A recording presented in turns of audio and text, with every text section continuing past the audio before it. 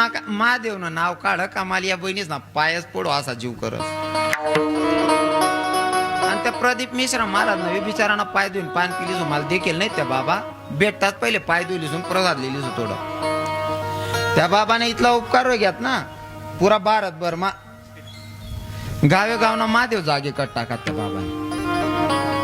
नाही ते 22 लेना लग्न व्हानंतर 15-15 वरीस माहित पडे नाही आपला गावना महादेवना मंदिर कोणता कोपरालचे असं.